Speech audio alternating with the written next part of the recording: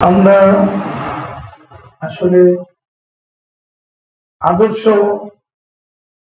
মা বোনদের যোগ্যতা কি হওয়া দরকার এটা নিয়ে আলোচনা করতেছি। কারণ মা বোনরা যদি আদর্শ হয় তাহলে তাদের সন্তানও আদর্শবান হওয়া স্বাভাবিক। এর বিপরীতটা মুশকিল। বিশেষ করে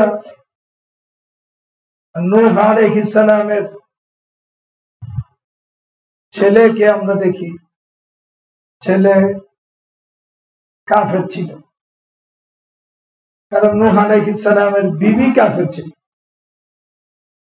কোরআনে আছে স্পষ্ট, ওয়াদরাবাল্লাহু মাসালান লিল্লাযীনা কাফারু ইমরাআতা নূহ ওয়া ইমরাআতা লূত।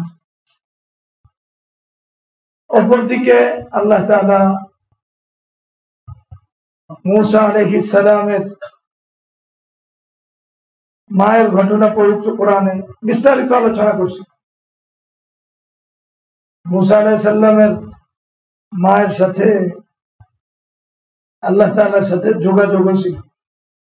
কোরআন থেকে এটা বোঝা যায় না? তো মায়েদের যে প্রভাব, এই প্রভাবটা সন্তানের উপরে মজবুতির সাথে পড়ে। জন্য মাকে আদর্শবান হতে হবে, এই ব্যাপারে শরীয়ত কোনো ছাড় দেয় না। একবারে 100% দিনদার দেখে বিয়ে করতে বলছে। কি 100% দিনদার দেখে শরীয়ত বিয়ে করতে বলছে। এই জন্য আমাদের যেটা খেয়াল করতে হবে সেটা হলো, আমরা যে আলোচনাগুলি করতেছি ভাইঙ্গা ভাইঙ্গা আস্তে আস্তে, আমরা চাইতেছি নারী শিক্ষার ভিত গড়ে দিতে, নারীদের ইমানি দিকগুলো কি সামনে আইনা দিতে,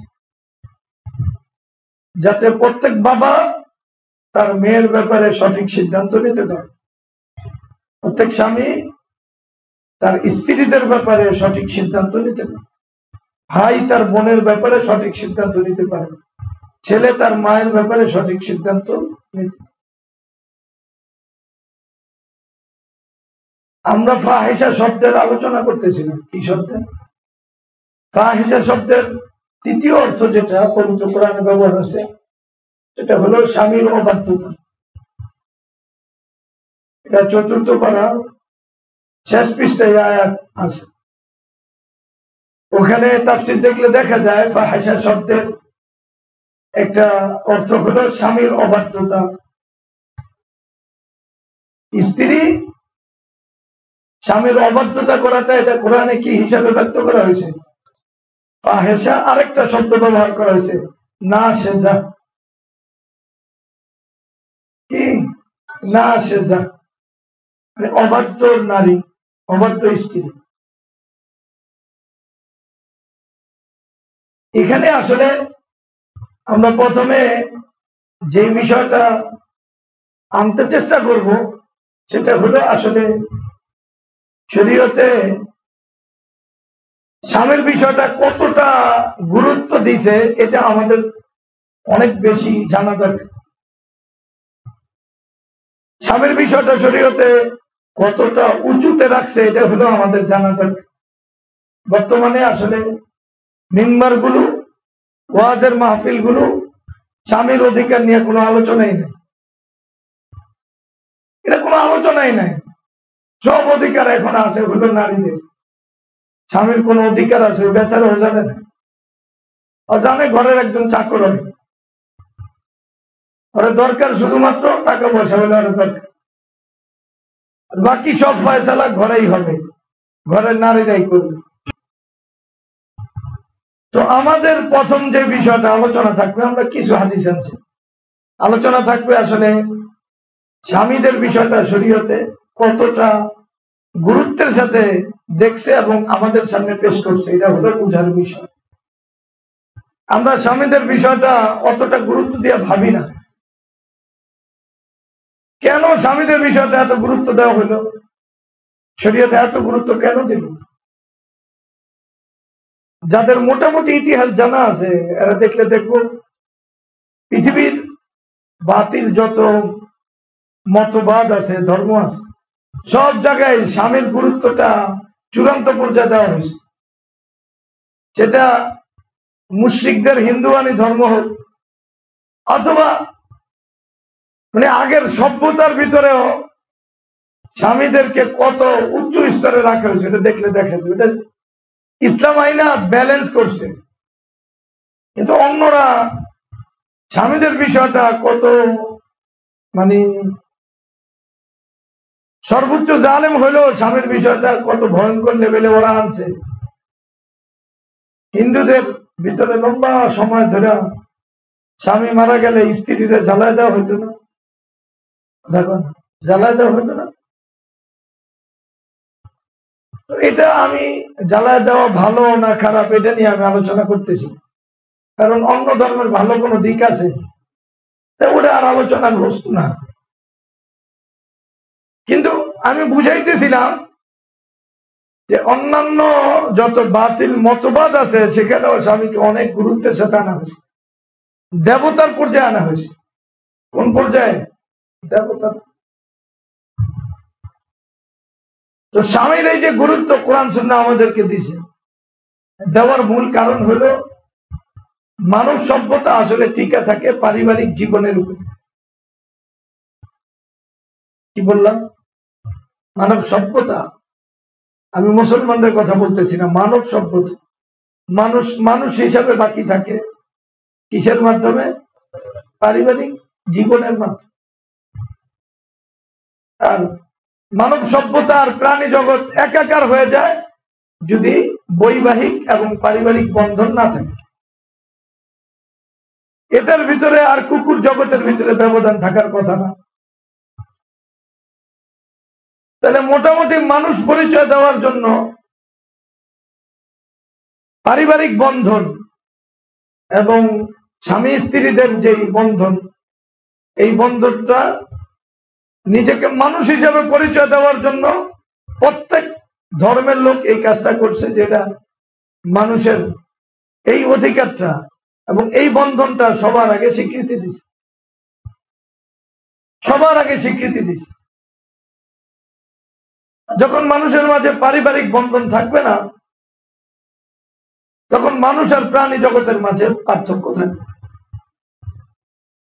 হ্যাঁ, সুরতে মানুষ থাকবো, কিসে মানুষ থাকবো? সুরতে মানুষ থাকবো, কিন্তু এর ভিতরে বেসিক্যালি কুকুরের চেয়েও ভয়ঙ্কর স্বভাব পাওয়া যায় এবং বর্তমানে পাওয়া যায়। তাহলে পারিবারিক বন্ধনের মূল কথা হলো পারিবারিক বন্ধনটা টিকে থাকে যতক্ষণ পর্যন্ত স্ত্রী স্বামীকে মাইনা নেয়, স্বামীর বাধ্যকতা থাকে, তখন পারিবারিক বন্ধনটা টিকে। যদি স্ত্রী স্বামীকে মাইনা নিতে না পারে কোনো না কোনো ভাবে, এই বন্ধন কখনোই টিকে।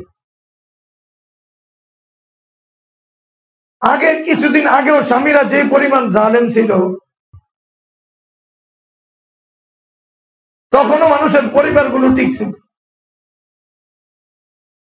কারণ তখনকার আমাদের মা বোনদের ভিতরে এবং তাদের অভিভাবক যারা, তাদের ভিতরে এই মনোভাবটা ছিল যে অবশ্যই স্বামীকে মাইনা যাইতে, স্বামী যাই করে করুক, তোমার স্বামীকে মাইনা যাইতে। আর আমাদের তখনকার মায়েরাও এই সিদ্ধান্ত নিয়ে নিছে যে আমার যা হয় হোক, আমি যত কষ্ট করি করুক, কিন্তু আমি এই সংসার ছাড়বো না, এই সংসার নিয়ে আমি জীবন কাটাবো। তো তারা জীবন কাটাইছে। তখন দেখা গেছে হাজার জুলুম অত্যাচার সত্ত্বেও ওই সংসারটা টিকে গেছে। ওখান থেকে অন্তত পক্ষে আদবওয়ালা সন্তানাদি তৈরি হয়েছে। কিওয়ালা? আদবওয়ালা, শিষ্টাচার সম্পূর্ণ লোক তৈরি। কিন্তু এখন আমরা জুলুমের বিপক্ষে সোচ্চার। কিসের বিপক্ষে? সোচ্চার জুলুমের বিপক্ষে। বাস্তবে প্রত্যেক বাবা এই জায়গায় ব্যর্থ। বাবা তার মেয়ের ভিতরে স্বামীরকে মানার যে বিষয়টা, যে কনসেপ্টটা শরীয়তে আছে, এটা দিতে পারেনি। এ জায়গায় ব্যর্থতার চূড়ান্ত সীমানা আছে। এজন্য আমাদের প্রত্যেকটা পরিবার একবারে ভেঙে যায় যায় এই অবস্থার ভিতরে আছে। এবং যারা বিয়েও করতেছে ওই মন মানসিকতাই নাই যে পারিবারিক জীবনীটা কতটা গুরুত্বপূর্ণ। আমি বললাম মানুষ মানুষ হিসাবে টিকে থাকাটা কার উপর নির্ভর করে? পারিবারিক বন্ধন হিসাবে। আর ইসলাম তো 1 নম্বর শর্তই আনে পারিবারিক বন্ধন, 1 নম্বর শর্তই আনে পারিবারিক বন্ধন। এছাড়া ইসলামের দুনিয়াতে সন্তান আসার অনুমতি আছে? আছে? পারিবারিক বন্ধনের বাইরে পৃথিবীতে কেউ আসতে পারে ইসলামে? আসার বৈধতা আছে? মনে আসতে কথা আছে কোন সুযোগ নাই। তাহলে দুনিয়াতে আসতে হলে পারিবারিক বন্ধন মাইনে আসতে হবে, এটা ইসলামের কথা। এ কথা দিল থেকে বুঝতে হবে। আর এখন সময় আসছে আমাদের যে আমাদের মা বোনদেরকে যে কথা বুঝাইতে হবে তাকে, যদি সে নিজেকে মুসলিমা দাবি করে তাহলে অবশ্যই আল্লাহ এবং তার রাসূলকে মানার পরের তাকে যাকে মানতে হবে, যে অবস্থানটা গ্রহণ করতে হবে সেটা হলো তার স্বামী। তার স্বামী। আমি দেখতেছি খুদে একজন স্বামীরে মানা, আসলে এটা শুধু একজন স্বামীরে মানা না, এটা হলো মানব সভ্যতাকে বাকি রাখা। এটা হলো ইসলাম আর মুসলমানদের যে আমানত সন্তানরা আসবে তারা যেন পবিত্রভাবে দুনিয়াতে আসতে পারে, এটাকে বাকি রাখা। আমার মনে হয় আমি স্বামীর জুলুম সহ্য করতেছি, যদিও স্বামী জুলুম করতেছে, কিন্তু আমার একজনের কষ্টের দ্বারা মানব সভ্যতা যদি বেঁচে যায়, সন্তান যদি পবিত্র অবস্থায় দুনিয়াতে আসে, এতে আমার কোনো ক্ষতি আছে? তাহলে আমার একজনের কষ্ট, এটা আসলে একজনের কষ্ট না, এটা পুরা মানব সভ্যতাকে বাকি রাখে। এটা পবিত্র সন্তান দুনিয়াতে আসার যাত্রাকে পুরাপুরি অব্যাহত রাখি। এটা আমার দিলের ভিতরে যদি না বসাইতে পারি তাহলে আমার জন্য বড় সমস্যা। আমি হাদিসগুলো শোনাবো ইনশাআল্লাহ। এর আগে কোরআনের আয়াত যেইভাবে বিবির বিষয়টা চিত্রায়ন করছে, আল্লাহ তাআলা সূরা নিসা শুরু করছেন, ইয়া আইয়ুহান নাসু তাকু রাব্বাকুমুল্লাযী খালাকাকুম মিন নাফসিন ওয়াহিদা।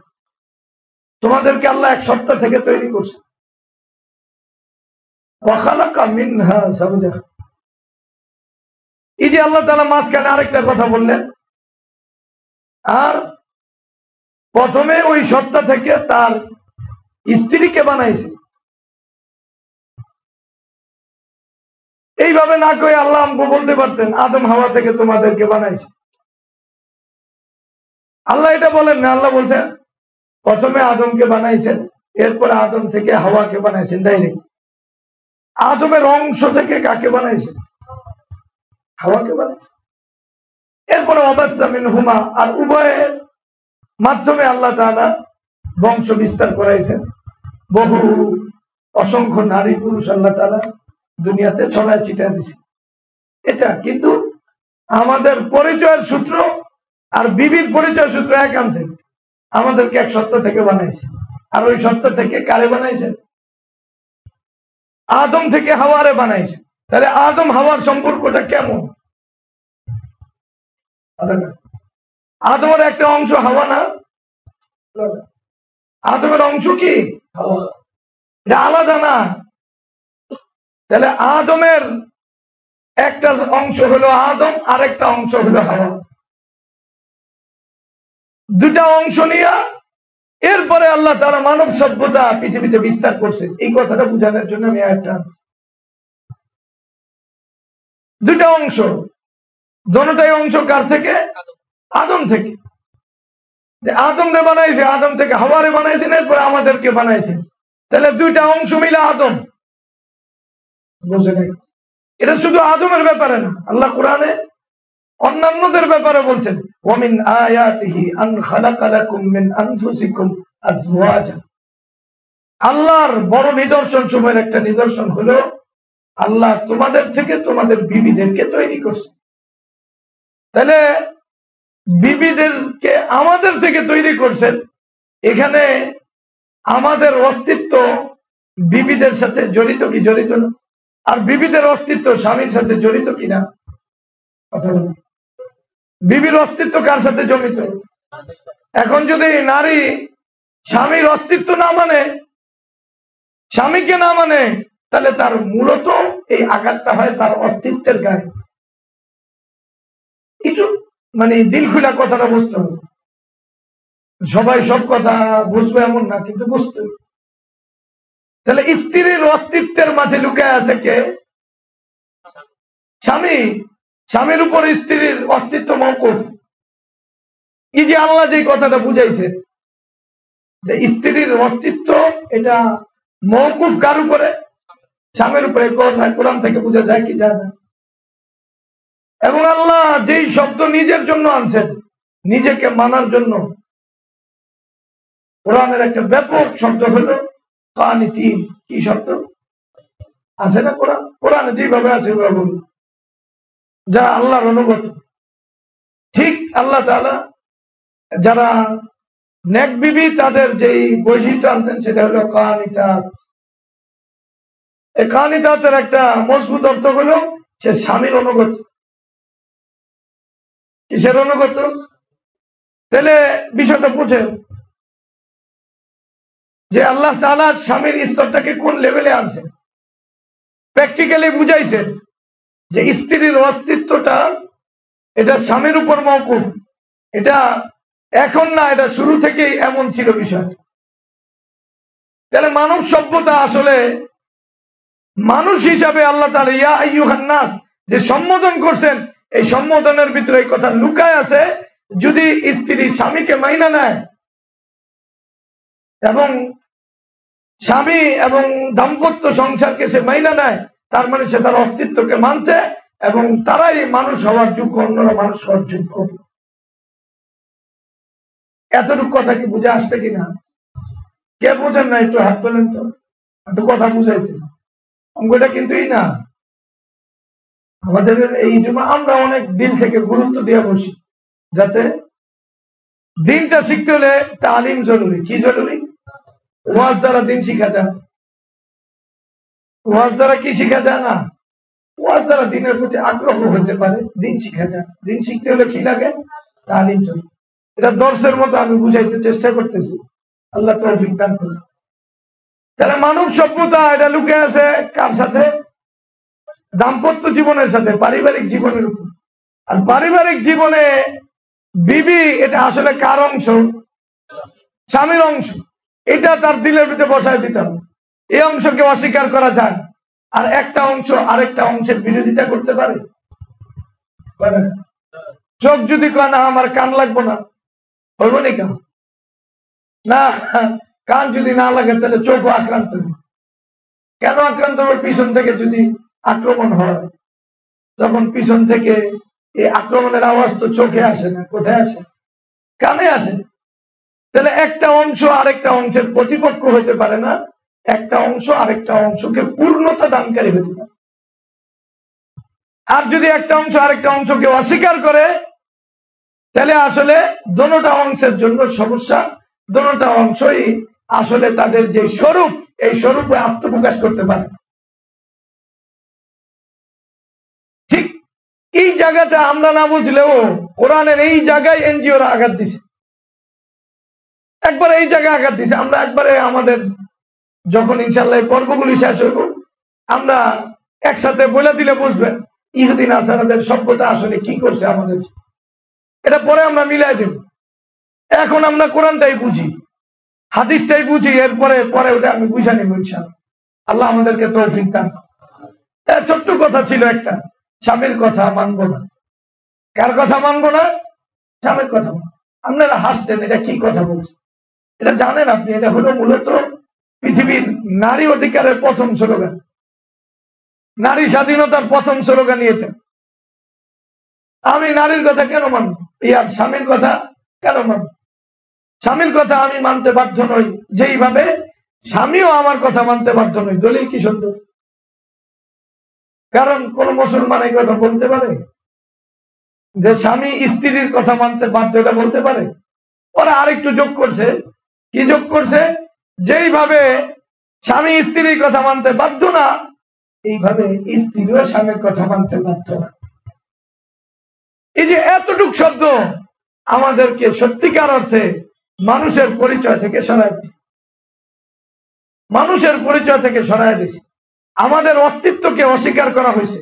আমরা যে পূর্ণ মানুষ হিসাবে আত্মপ্রকাশ করতাম, ওই আত্মপ্রকাশটা বন্ধ করে দেওয়া হয়েছে, দরজাকে বন্ধ করে দেওয়া হয়েছে। এই দরজাকে খুলতে হবে। এই দরজাকে খুলতে হলে নারীকে বুঝাইতে হবে এই কথা যে একজন নারী তার নারীত্বের যে আসল, এটা হলো তার স্বামীকে মেনে নেওয়ার ভিতর। একটু ভালো করে বোঝেন, একজন বাবা তার মেয়ের জন্য কখনোই আসল না, কখনোই আসল না। আসল না মানে কি? বাবার কাছে আল্লাহ মেয়েকে আমানত দিছে, মেয়েকে আমানত দিছে। এই মেয়েকে বাবা পালবে, দিন শিখাবে। একটা পর্যায়ে আমানত স্বামীর হাতে হস্তান্তর করবে। এই সার্থক বাবা, সে জান্নাতি বাবা, যে মেয়েকে দিন শিখাইছে, দিনদার পাত্রের কাছে বিয়া দিছে। আল্লাহ কবে তোমার দায়িত্ব পালন হয়ে গেছে, তোমার আমি জান্নাত দিয়া দেবো, যাও। রাসূলুল্লাহ সাল্লাল্লাহু আলাইহি ওয়াসাল্লাম আমি তার জান্নাতের জিম্মাদারি নিলাম। এই বাবা তার আমানত। তার মানে আমানত মানে কি? এতদিন ধরে বাবা যে মেয়েটাকে পালছে, এই মেয়েটাকে পালছে হলো ওই দিনদার পাত্রের পক্ষ হইয়া আমানত পালছে। এটার মালিকানা যার কাছে ছিল তার কাছে পৌঁছায় দিচ্ছে। এখনো কথা বোঝেন নাই? তাই আমি বললাম একজন মেয়ের কাছে তার স্বামীর হক বাবার চেয়ে অনেক বেশি। এখন আপনারা এটা মনতে তৈরি না তো, শরীয়ত এটাকে এত উচ্চাঙ্গে কেন আছে? স্বামীকে মানার ভিতরে আমরা বেঁচে আছি। স্বামীরে যদি বিবিরা মানতো এবং মানাকে যদি মনে করতো যে আমার সার্থকতা এই জায়গায়, তাহলে আমরা এত নষ্ট হই না, আমরা এত নষ্ট হই না। হতে পারে একজন নারীর গায়ে অত্যাচার চলছে, কিন্তু একটা নারী স্বামীকে না মানার কারণে এটা পুরা জাতি এবং পুরা সমাজ সভ্যতা ধ্বংসের কারণ হয়েছে। পুরা সমাজ শেষ করে দিছে, পুরা জাতি শেষ করে দিছে, মানুষের পরিচয় দেওয়ার রাস্তাকে নষ্ট করে দিছে, নষ্ট করে দিছে। তো বাবার কথা আমি বলতেছিলাম, বাবার অত হক নাই। বাবার হক হলো এটার মালিকানা ছিল স্বামীর, স্বামীরা উপযুক্ত বানায় সে দিয়ে দিছে, নিয়ে নাও। যদি বাবা অসুস্থ হয়, ধরেন মাসলা, ফিকের মাসলা বলতেছে, কে অসুস্থ? বাবা অসুস্থ। স্বামী চায় না বাবার কাছে মেয়ে যাক। এখন স্বামীর অনুমতি ছাড়া এই মেয়ে বাবার বাড়িতে যাইতে পারবো কিনা, এই মাসলা আমরা করবেন কি? আবার মাসলা যাইতে পারবো, এটা আবার কল লাগে।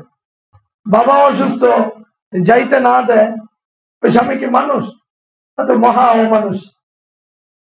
কিন্তু ভালো করে জানেন শরীয়তের মাসলা, ওলামায়ে কেরাম আছে। মাসলা হলো যদি স্বামী না চায়, স্বামীর অনুমতি না মিলে, তাহলে স্ত্রী বাবার কাছে যেতে পারবে না। বাবাকে আপনি মানে আসলে মাথা নষ্ট করছেন তো, এই জন্য শরীয়তের কথা শুনলে কেমন জানি কষ্ট কষ্ট লাগে। এমন কথাও শরীয়তে কইছেন। তা আপনার এই শরীয়ত মানা দরকার নাই ভাই, আপনার যার শরীয়ত মানতে মন চায় মানে।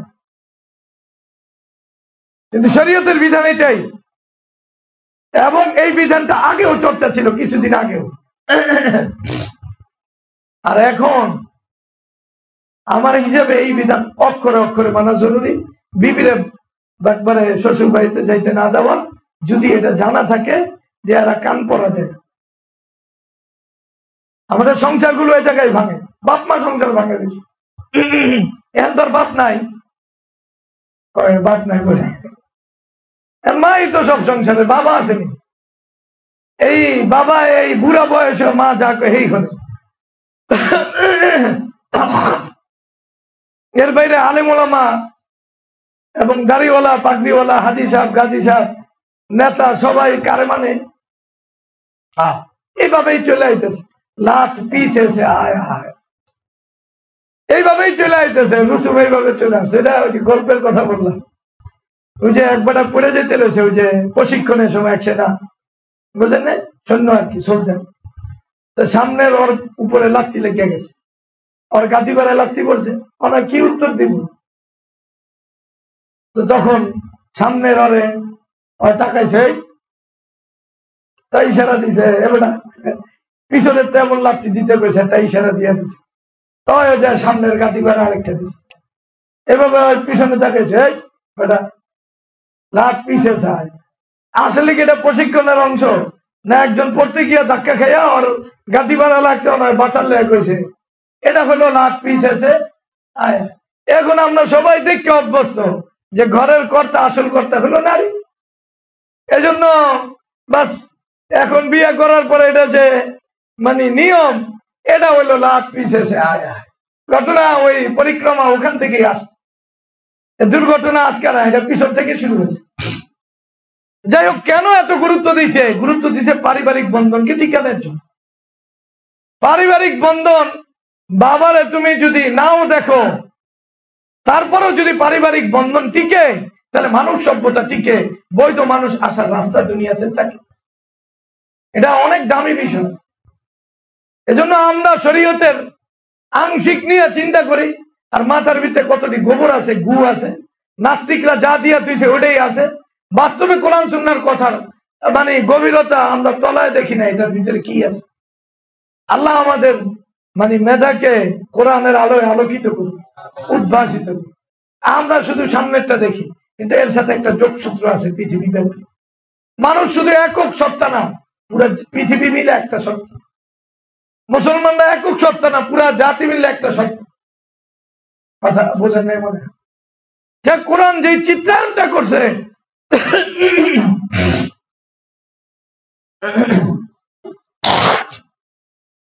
এই চিত্রায়নটা আমাদের বোঝা দরকার। আল্লাহ আমাদের বোঝার তৌফিক দান।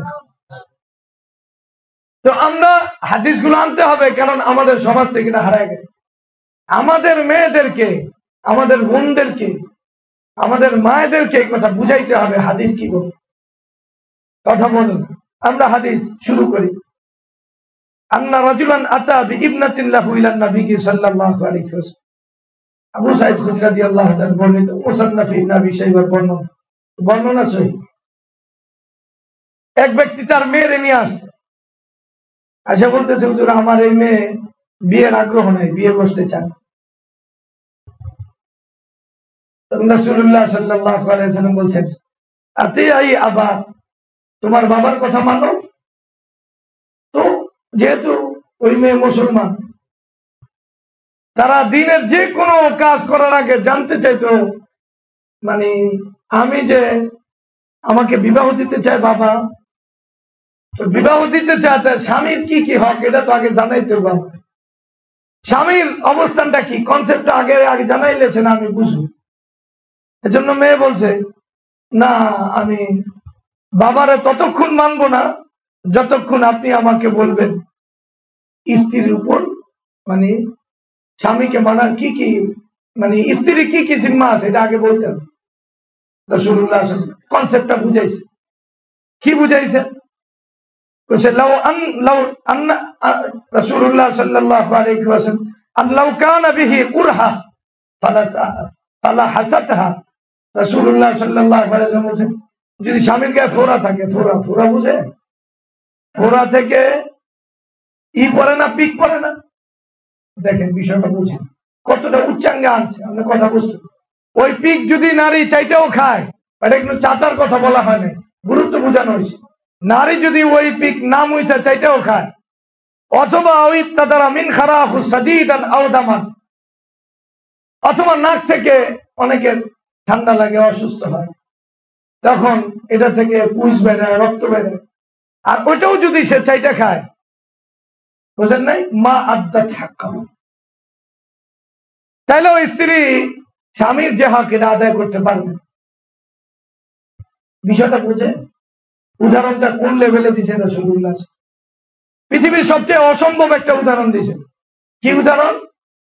কথা বলেন, উদাহরণটা কি?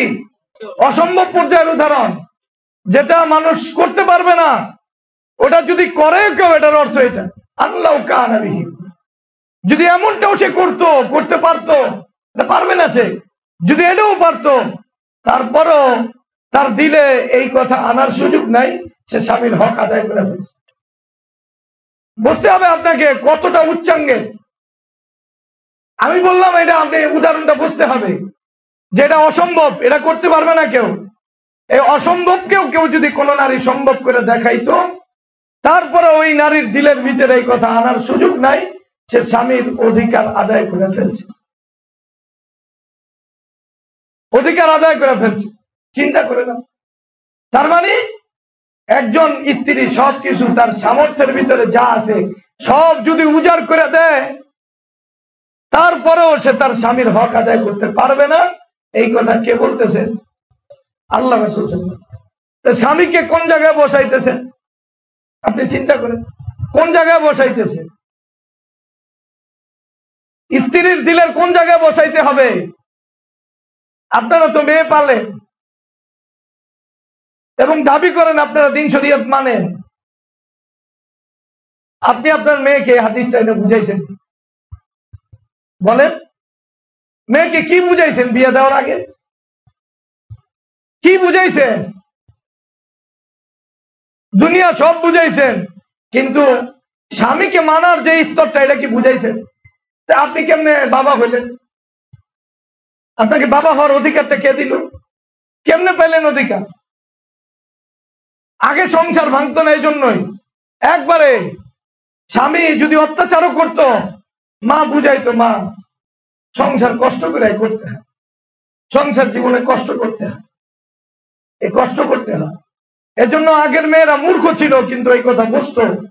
হাজারো জুলুম আসলেও, হাজারো পেরেশানি আসলেও, শাশুড়ি ননদ পুরা এলাকার জ্বালা যন্ত্রণা সইয়া সে তার জীবনকে পার করছে, তার সংসার ভাঙে নেই। তাদের বংশধর পবিত্র ছিল, পবিত্র পবিত্র বংশধর পৃথিবী পাইছে। আমাদের ওই মুসলিমা মায়েদেরকে আল্লাহ তাআলা মাফ করে দেন। আমরা এই তাদেরই উসিলায় আমরা পবিত্র একটা বংশধর, একটা মানব প্রজন্মের ধারা উপহার পাইছি। তাদের এই যে মান্যবরতা ছিল, তা আমরা এটা বুঝাইতে চাইতেছি যে ফাহিশার অর্থ বলতেছি না, স্বামীকে মানার লেভেলটা শরীয়তে কোথায় আনছে, মানে লেভেলটা কোন স্তরে, এটা আপনাকে হাদিসগুলো দেখে দেখে বুঝতে হবে। হাদিসের পাঠ থেকে, আমার কাছ থেকে বোঝা দরকার। এরপরে সামিয়াতু উম্মে সালামা রাদিয়াল্লাহু তাআলা তাকুল, উম্মে সালামা রাদিয়াল্লাহু বর্ণনা লম্বা সনদ সহই আমি আনছি হাদিস। কারণ কি, এটি হঠাৎ করে কইলে কেউ কইতে পারে হুজুর কি নতুন কথা কইতেছে, এই জন্য হাদিস যেগুলো আনছে কি সহ আনছি, সনদ সহ আনছি। বাবা তুই দেখে নিস, আমার সমস্যা নেই। উম্মে সালামা রাদিয়াল্লাহু তাআলা বলতেছেন, সামিআতু রাসূলুল্লাহ সাল্লাল্লাহু আলাইহি ওয়াসাল্লাম ইয়াকুল আইয়ুমা ইমরাতিন মাতাত ওয়া যাওজুহা আনহা রাদিন দাখালাতিল জান্নাহ। ওসে যেই রমণী, যেই স্ত্রী, ভালো করে বুঝুন, যে স্ত্রীর স্বামী, মানে যে স্ত্রী মারা গেছে, যে স্ত্রী দুনিয়া থেকে বিদায় নিছে, আর তার স্বামী তার প্রতি সন্তুষ্ট, স্বামী সন্তুষ্ট, ওসে দাখালাতিল জান্নাহ, জান্নাতে প্রবেশ করছে। তাহলে ভাই জান্নাতে প্রবেশ করলে তো পরীক্ষা দিয়েই যাইতে হয়, নাকি পরীক্ষা ছাড়া যাইতে হয়? জান্নাতে যাইতে একটু পরীক্ষা লাগে কি লাগে না? কত বদমেজাজি স্বামীরে সহ্য করে গেছে আজীবন, আমাদের মায়েরা সহ্য করে গেছে। তারা জানতো স্বামীর অধিকার অনেক। আর রাসূলুল্লাহ সাল্লাল্লাহু আলাইহি ওয়াসাল্লাম বলতেছেন, যেই নারী, যেই স্ত্রী এই অবস্থায় মারা গেছে, তার স্বামী তার প্রতি সন্তুষ্ট, এটা তার জান্নাতের একটা সার্টিফিকেট। মায়ের ব্যাপারে হাদিস আছে যে আল জান্নাতু তাহতা আকদামিল উম্মাহাত। এই হাদিসের ভিতরে দুর্বলতা আছে। কি আছে? বিশ্বাস করেন, হাদিসে কি আছে? দুর্বলতা আছে। এই হাদিসে কোনো দুর্বলতা। তাহলে একজন বাবা যদি তার মেয়ের দিলের ভিতরে কথা বসায় দিতে পারে, তোমার জান্নাতে যাওয়ার রাস্তা এটা। আমি বললাম নারী স্বাধীনতার গায়ে সবচেয়ে বেশি কুঠারাঘাত করছে হাদিস। এটা আপনি জানেন চাই না জানেন, আমরা বলছি পরে ইনশাআল্লাহ ইউরোপ আমেরিকানের সভ্যতায় নারীকে কিভাবে মূল্যায়ন করা হয়, আর আমরা এই দর্শের শেষে ইনশাল্লাহ প্রত্যেকটা পার্ট বাই পার্ট মিলায় দেখবো ইনশাল্লাহ কিভাবে তারা একবারে ছোট্ট থেকে ছোট্ট বিষয় একবারে তারা গুরুত্ব দিয়া ছোট্ট বিষয়টাকেও দিন থেকে আড়াল করছে, একবারে সেটাকে বাধা দিছে দিনের কাছ থেকে। কল্পনায় আসে না এখন। এই জন্য জান্নাতে যাইতে চায় যদি কেউ, তাহলে আমার মেয়ের দিলের ভিতরে যদি এই কনসেপ্টটা আমি তৈরি করে দিতে পারি, তার জান্নাতে যাওয়ার একটা রাস্তা আছে। জান্নাতে যাওয়ার রাস্তা কি? স্বামী তার প্রতি খুশি আর জান্নাতি, স্বামী খুশি হয় জান্নাতি। তা জান্নাতে যাওয়ার জন্য এমনি আমার মেয়ের দিন আমি শিখাইছি, সে জানে জান্নাতি আসল, আখেরাতি আসল। এরপরে জান্নাতে যাওয়ার একটা ওয়ে তাকে আমি বাতলে দিছি, তোমার স্বামীকে তুমি কি করো, খুশি করো, জান্নাতে যেতে পারবো। এক তো জান্নাতের আগ্রহ আছে, এখন আবার জান্নাতে যাওয়ার নারীদের জন্য ঠিকানা কি? তার স্বামীকে সন্তুষ্ট রাখা, এটা জান্নাতে যাওয়ার ঠিকানা, জান্নাতে যাওয়ার ওয়ে। তাহলে এখন তো আমরা আসলে আমাদের মেয়েদেরকে না জান্নাতে যাওয়ার আগ্রহী করে তুলছি, না এটার ওয়ে বাতলে দিছি। আসল ওয়ে হাদিস বাতলে দিছে আমাদের। কথা বলছেন, এক না একাধিক হাদিস আছে, এই হাদিস সবগুলো একটা একটা করে ব্যাখ্যা করলে এটা আমার আবার বদ অভ্যাস আছে। এই হাদিস একটা নিয়ে আলোচনা করতে গেলে আবার শেষ হয়েছে, এলে নিয়ত করছি না, মানে একটু দাঁতে দাঁত লাগাই হইলো হাদিস শেষ করতে হবে। অন্য জায়গায় রাসূলুল্লাহ সাল্লাল্লাহু আলাইহি ওয়াসাল্লাম বলেছেন, ইদা সাল্লাতিল মারআতু খামসাহা ওয়া সামাত শাহরাহা ওয়া হাফিজাত ফারজাহা ওয়া আতাআত যাওজাহা দাখালাতিল জান্নাহ। বলে যেই নারী 5 ওয়াক্ত নামাজ পড়বে, রোজা রাখবে রমজান মাসে, আর তার লজ্জাস্থানকে হেফাজত করবে, আর স্বামীর অনুগত থাকবে, সে জান্নাতে যাবে। সে কই যাবে? জান্নাতে যাওয়ার বিষয়টা নারীদের জন্য দেখা গেছে 4টা কাজের ভিতরে: নামাজ, রোজা, নিজেকে হেফাজত করা, আর স্বামীরে মানা। কতবার জান্নাত। একটা মেয়ে দুনিয়াতে আসার পুরা টার্গেটটা সামনে আনা হয়েছে যে তুমি নামাজ কালাম করবা। আমাদের সে কয় কি কয়, তুমি নামাজ টামাজ পড়বা আর তুমি নিজেকে করে চলবা, রক্ষা করে চলবা। নিজেকে যে রক্ষা করব, এটার ভিতরে পর্দা তো আসেই। আসে কি আসে? তো এরপরে স্বামীরে মানবা, আর তোমার কোনো টেনশন নেই, তুমি জান্নাতে যাবা। তাহলে দুনিয়াতে আসার নারীর যে টার্গেট, এই হাদিস এটা চিত্রায়ন করা আছে না নাই? নারী আমরা টার্গেট বানায় দিছি, ও চাকরি করবো আর নিজের পায়ে দাঁড়াইবো। এই সব কিছু হলো যাতে স্বামী থেকে আলাদা রাখা যায়। স্বামী না দরকার নাই, আর জান্নাতে যাওয়ার রাস্তা হলো আর নিজের পায়ের উপরে দাঁড়াইবো। বুঝলেন না? আর প্রতিষ্ঠিত হইতে হবে, আর শিক্ষিত হইতে হবে। এই জাতীয় আধুনিকতার নামে, আধুনিক দিনের কল্পনার নামে এই সমস্ত আউল ফাউল দিন বিরোধী কথার ভিতরে একটা পায়ে দাঁড়াইতে চায়, ক্যারিয়ার করতে চায়। স্বামী যদি ওরে না জিজ্ঞাসা ছাড়বে, তা আগেতেই সিদ্ধান্ত নিছে স্বামীরে মানব, আগেতেই সিদ্ধান্ত নিছে, আগেই সিদ্ধান্ত নিছে জান্নাতে যাওয়া দরকার নেই। এর চেয়ে ভালো দুনিয়াটা মস্ত বড়, খাওয়া দাওয়া ফুর্তি করো, আগামীকাল বাঁচবো কিনা বলতে পারো। এই থিওরিতে বিশ্বাসী পাগল কথা বলছে, এই থিওরিতে বিশ্বাসী। থিওরি এটা না, থিওরি একটা মেয়ে সার্থক। ওর যদি বাস মানে শরীয়তের ফরজ ওয়াজিব গুলো ঠিক রাখে, হালাল হারাম ঠিক রাখে, আর স্বামীরে মানে, আর জীবনে সাকসেস। কিন্তু একটা পুরুষের জন্য জীবনের লক্ষ্য এত সহজে অর্জিত হয় না। নারীর জন্য যত সহজে হয়, পুরুষের জন্য কখনোই হয়। এত সহজ জান্নাতে যাওয়া, তা আমি কি এতে ঘরের বাইরে যাব? আমি তো এমন জীবন করতে চাই যে জীবনে বাস ঘরে বসে যে আদেশ নিষেধ গুলো মানা যায় এগুলি মানবো, আর স্বামীরে মানবো, বাস জান্নাতের ঘেরান নিয়ে আল্লাহর কাছে চলে। তাহলে নারীকে আল্লাহ যে টার্গেট দিছে জান্নাতে যাওয়ার, এই টার্গেটটা কি অনেক বেশি কঠিন না অনেক সহজ? এখন আমরা আমাদের মেয়েদেরকে ওই টার্গেট দিয়ে দিছি, যে টার্গেটটা আমাদের ছেলেদেরকেও দেয়নি।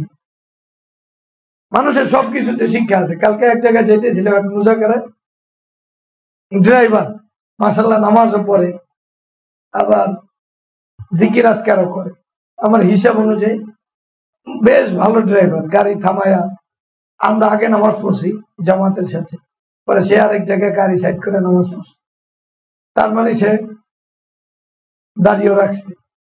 আবার মানে সে যেই কথাগুলি বলতেছে, আস্তাগফিরুল্লাহ বলতেছে অথবা কোনো গজল উড়াইতেছে, বোঝা যায় একজন ধার্মিক লোক। এরপরে ওই আমাদের ফাহাদ ছিল সাথে, তো ফাহাদ কি পাস, এই প্রসঙ্গে তার মেয়ে কি পাস এটা আলোচনা হয়েছে, বুঝেন না? সেও ইঞ্জিনিয়ার হয়ে গেছে,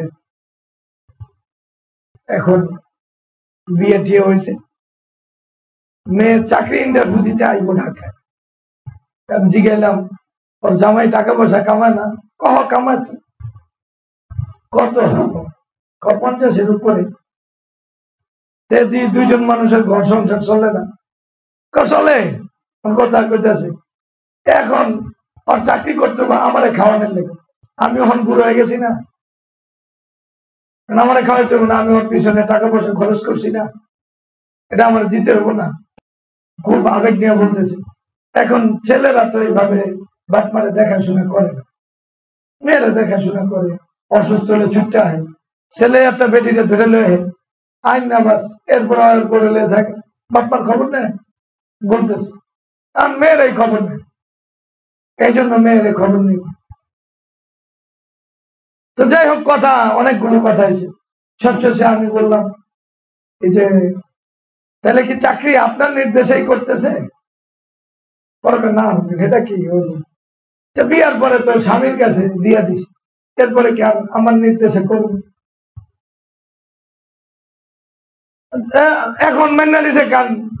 আমি এতক্ষণ যে আপনি বয়ান দিলেন লম্বা ছিল, আপনি মেয়ের টাকা টুকা খাইবে, এটা দিলাম এমনি, ভাতটা হলে এমন যেটা দিলাম কি এমনি।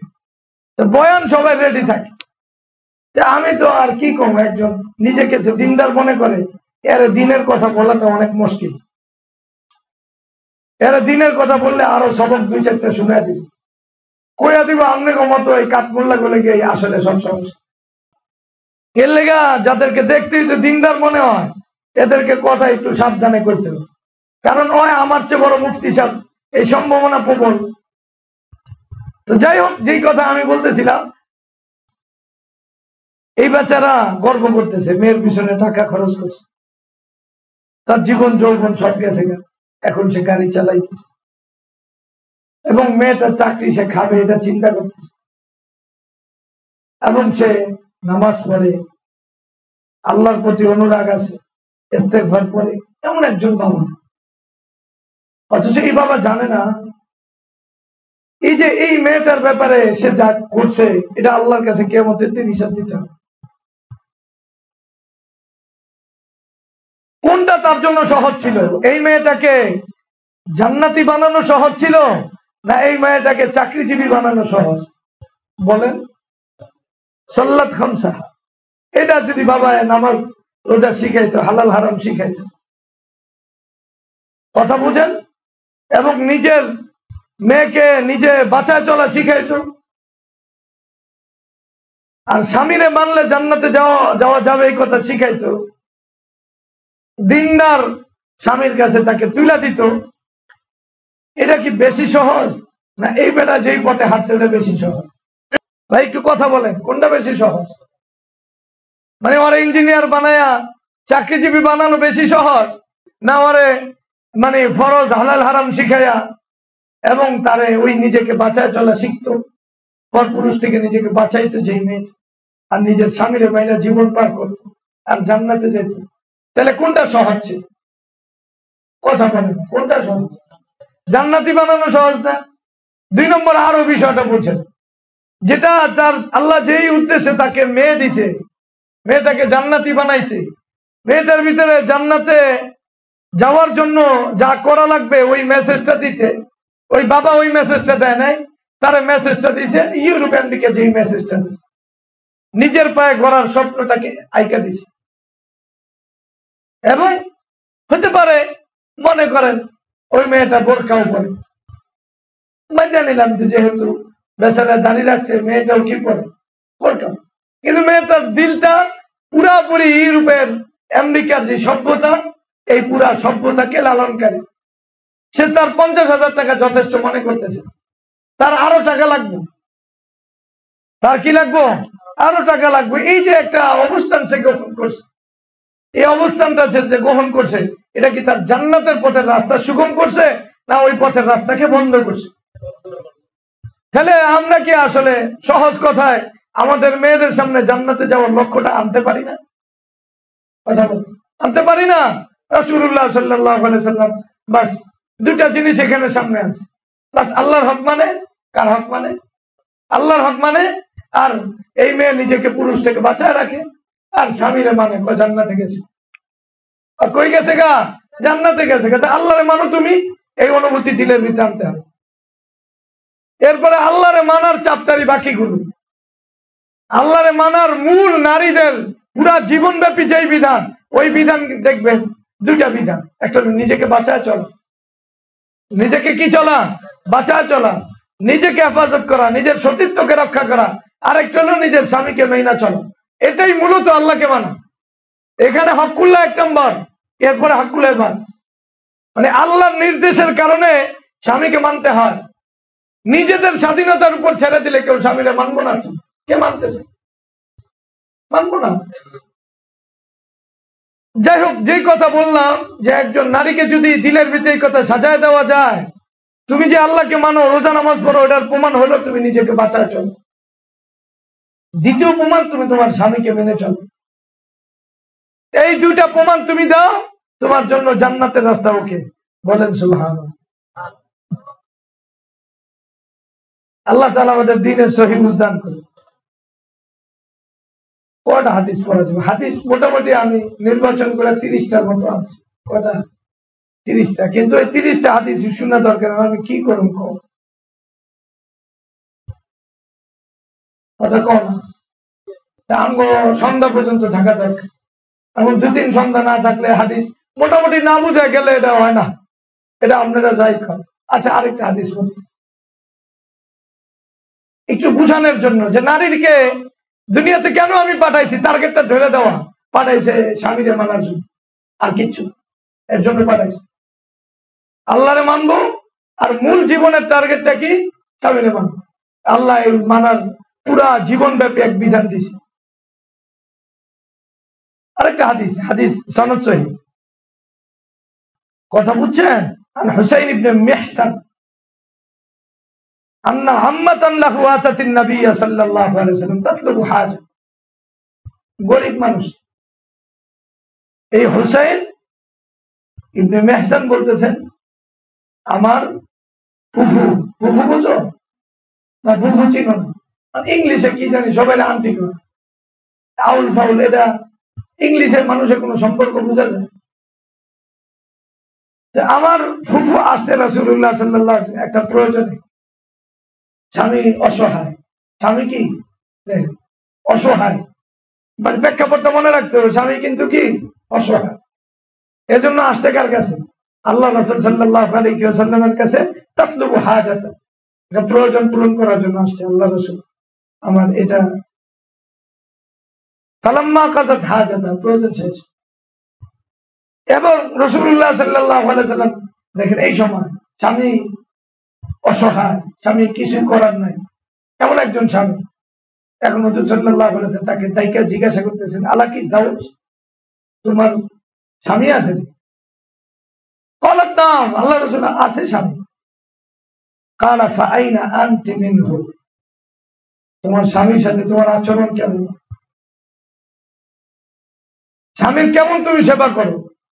স্বামীর জন্য কতটুক তুমি কোশিশ করো স্বামীকে খুশি করার জন্য? এটা আরবিতে ফা আইনা আনতি মিনহু বুঝায় তোমার অবস্থানটা কি স্বামীর সাথে, বলো তোমার হালচাল কি? এই নারী এক কথা উত্তর দিছে, এবং শব্দটা অনেক মজবুত। কালাত মা আলুহু খাইরান, আলু মানে দুনিয়ার যত কল্যাণের দিক আছে, এটা একটা কল্যাণের দিক ছাড়তে আমি চেষ্টা করি না, প্রাণান্তকর চেষ্টা, একবারে পুরোপুরি চেষ্টা করি আমার স্বামীর জন্য কল্যাণকর সবকিছু আমি করব, ইল্লা মা আজাস্তু আনহু, তবে স্বামী যেই বিষয়টা আমার মানে সক্ষমতার বাইরে, এটা ছাড়া বাকি যা স্বামীর জন্য কল্যাণকর, আমি এমন একটা বিষয় আমি মানে ত্রুটি করি না, সবগুলো বিষয় আমি আদায় করার চেষ্টা করি। তাহলে স্বামী অসহায়, তার বিবির অবস্থা রাসূল সাল্লাল্লাহু আলাইহি জিজ্ঞেসেছে তোমার কি অবস্থা? আমাদের দেশে স্বামী একটু অসহায় হইলে আল্লাহ বেদি গোছাই পাওয়ার বাড়ে। এরা ডাইনি যদি কেউ দেখতে হয় ওদেরকে দেখতে হয়। স্বামীর একটু অসহায় দেখলে, স্বামীর একটু বয়স হইলে, পোলা মাইয়ারে একটু বউয়ের পক্ষে কথা বলে, যেই বউ এতদিন স্বামীর উপরে কথা কয় না, এখন পুরা পুরা একবারে অবস্থা পাল্টায় গেছে, ভুল পাল্টায় গেছে। এতদিন মাথা নিচা করে থাকছে।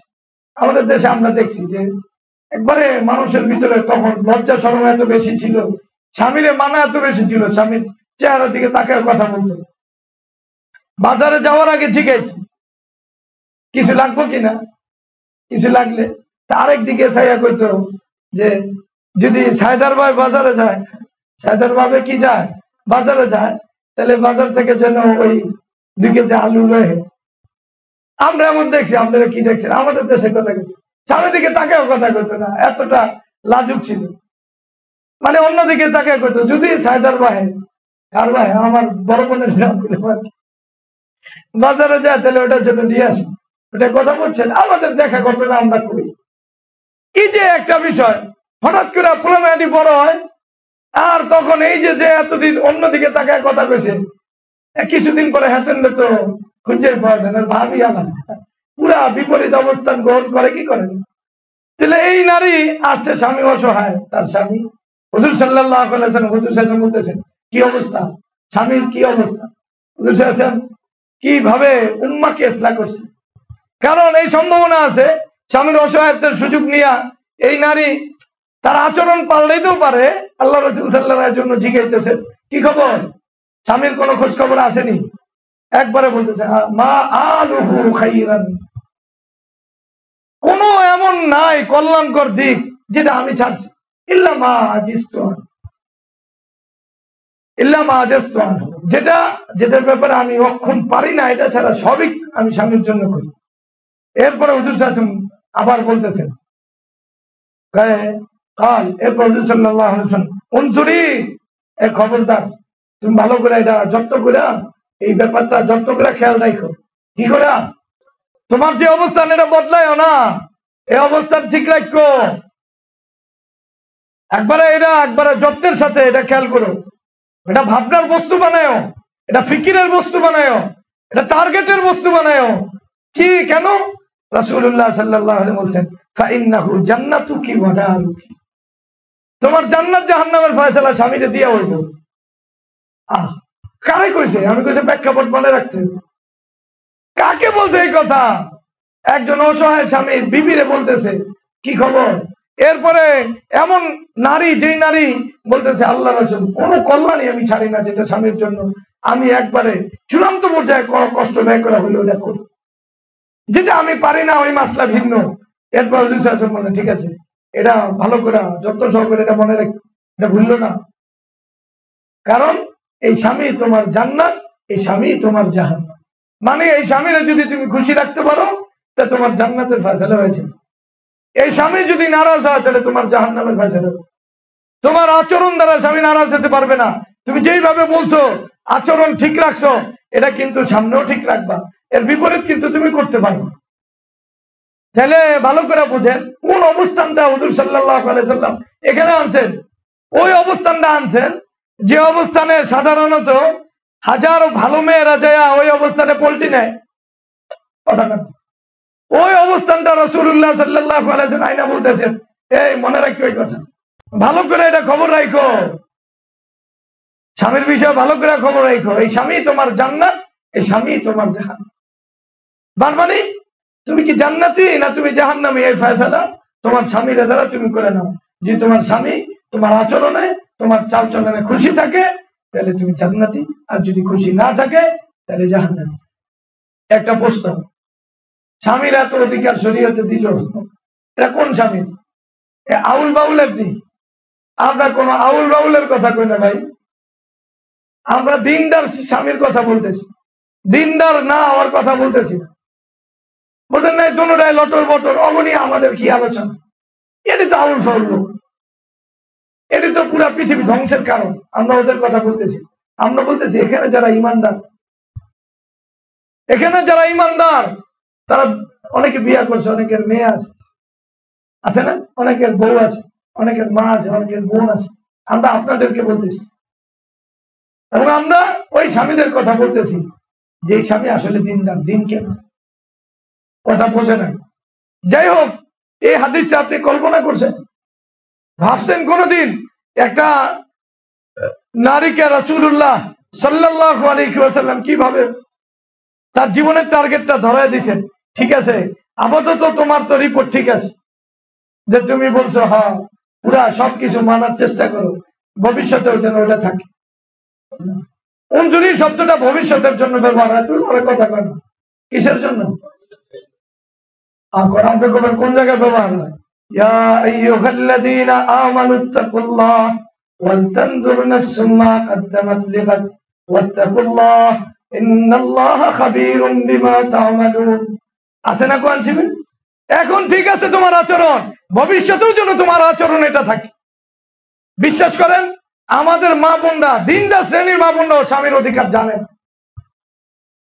আমি কয়েকদিন মিললা হাদিসগুলো একটা একটা দেখিয়া কালকে এরপরে আগে প্রথমে যে ঘরে হাদিসগুলো শুনাইছি। বিবি কয় মাথা ব্যথা, আমি করে আগে হাদিস শুনাইলে আমি তো মনেও যাইতাম হাদিস শুনাই মনে, এর লেগে আগে যে প্রত্যেকটা হাদিস শুনাইছি এবং মোটামুটি হাদিস অত ব্যাখ্যা করে নাই, আমার সামর্থ্য যদ্দূর বা যেটা আমার বুঝানো দরকার, যেটা আমার ত্রুটি মনে হয়েছে এটা আমি আগে করে হাদিসগুলো শুনেছি। এরপর গেছি ঠিক আছে আপনার ঘুমে যান, সমস্যা নেই। যদিও ঘটনা 12টার পরে, তবুও হাদিস জমা করা কাজ শেষ করে আগে এটার আমল শুরু করছি, আগে হাদিসগুলো শুনে এরপরে আপনাকে শুনাইতেছি। আমাদের ঘরে তালিম নাই, স্ত্রীরা জানেই না যে আমার কোন লেভেলে মানতে হয়। অথচ একটা মেয়ে বড় হবে এটা বুঝা, সে আমানত, তারে আরেকজনের কাছে পৌঁছে দেওয়া হবে, ওই আমানত পৌঁছা দিতে হবে, ওই আমানত পৌঁছা দেওয়ার পরে ওখানেই তাকে রাখতে হবে। একবারই লম্বা হাদিস, আয়েশা রাদিয়াল্লাহু তাআলা জিজ্ঞাসা করছেন রাসূলুল্লাহ সাল্লাল্লাহু আলাইহি ওয়াসাল্লাম সবচেয়ে বেশি অধিকার কার? সবচেয়ে বেশি অধিকার কার? আর মেয়েদের উপরে, স্ত্রীর উপর, স্বামীর। কার অধিকার? বাবার চেয়ে বেশি, কহ বাবার চেয়ে বেশি। আর আমরা এর আগে বুঝাইছি বাবার চেয়ে বেশি। বাবারে যদি স্বামী দেখতে চাইতে না দেয়, সেই অধিকার স্বামীর আছে না নাই? অধিকার অর্থ এটা না যে স্বামী এই অধিকার সব জায়গায় প্রয়োগ করবে। এখানে বুঝানো যে স্বামীরে আল্লাহ তাআলা কোন মর্তবায় রাখছে, না কেউ আল্লাহ মর্তবায় রাখছে, তার আচরণও তো শালীন হওয়া দরকার। কথা বলে এখন যদি আমার আল্লাহ মর্যাদা রাখছে, আমার ভিতরে যদি ভাব হয়, তার মানে আমারও তো আলাদা চিকিৎসা দরকার। ওটা আমরা জায়গা মতো বলবো ইনশাআল্লাহ।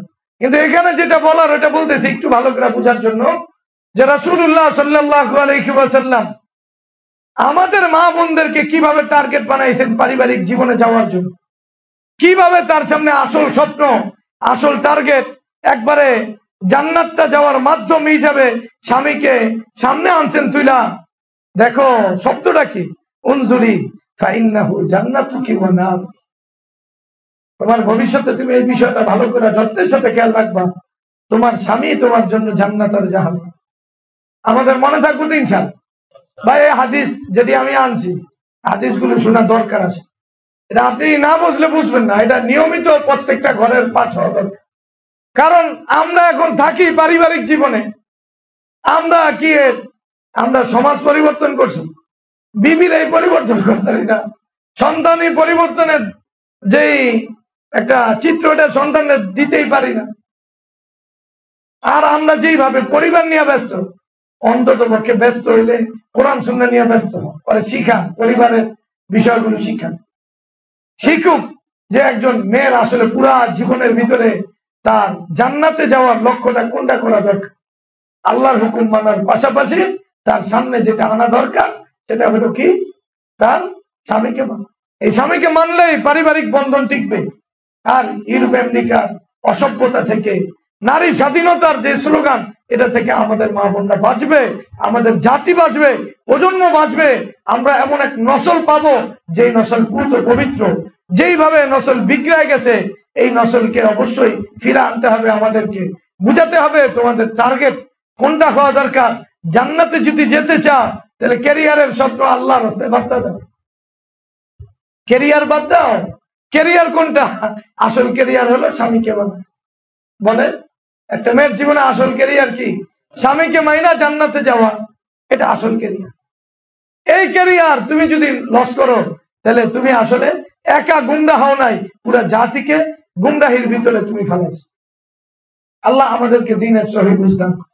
ভাই বিষয়টা উপস্থাপন আমি কেমনে করছি আমি করতে পারি না, আপনারা বুঝছেন কিনা? যে আসলে এই যে মানব সভ্যতায় টিকে আছে কিসের উপরে? পারিবারিক বন্ধনের। পারিবারিক বন্ধন না থাকলে মানুষ আর হাইওয়ান, কুকুর শুকুরের মাঝে কোনো ব্যবধান আছে কেউ করতে পারবে না, সম্ভব। বরং এর চেয়ে অনেক নিচু হলো মানুষ, অনেক নিচু হলো মানুষ। আল্লাহ আমাদেরকে বুঝার তৌফিক দান করুন। একবার এই আওয়াজ প্রত্যেকের ঘরে ঘরে তুলার তৌফিক দান করুন যে আসলে মা বোনদেরকে কেন তৈরি করা হয়েছে, ওটা আপনাকে বুঝতে হবে। যদি মা বোন এই স্বামীর অবাধ্যতায় লিপ্ত হয়, পবিত্র কোরআনের ভাষায় এটা ফাহিশাতিন মুবায়্যিনা। স্বামীর অবাধ্যতা, আমি আয়াতের কথা বলছি যে সূরা নিসার ভিতরে ফাহিশা শব্দটা কি অর্থে ব্যবহার হয়েছে? স্বামীর অবাধ্যতার ক্ষেত্রে ব্যবহার হয়েছে। এই জন্য এটাকে আমাদের মনে রাখতে হবে। আল্লাহ তাআলা আমাদেরকে মাফ করুন, আমাদেরকে একবারে শরীয়তের যে পারিবারিক জীবন, ওই জীবনটা আমাদের প্রত্যেকের জীবনে আল্লাহ তাআলা নিজে দয়া করে ফিট করে দিন। আমাদের উড়া পুরা দিলটাই বদলায় দেওয়া হয়েছে, একবারে পুরা দিন। আমাদের মা বোনদের ভিতরে এই মেসেজ গুলো যায় না, এই মেসেজ যাওয়ার রাস্তা তৈরি করতে হবে। চলেন এই হাদিস থাকুক, কদিনে শেষ করতে হবে, কিছু তো শেষ করা লাগবে না, লাগবো না? কি লাগবো না? স্বামীদের অন্তত পক্ষে বোঝা দরকার এরা আসলে হুদাই চাকর না, এরা কি না চাকর না, এরা যারা জাতি গড়তেছে ওই জাতি গড়ার সেবক।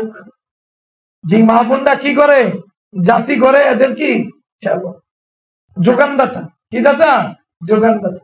আল্লাহ তাআলা আমাদের দিনকে সহিভাবে বুঝার, সহিভাবে মানার, সহিভাবে বুঝানোর তৌফিক দান।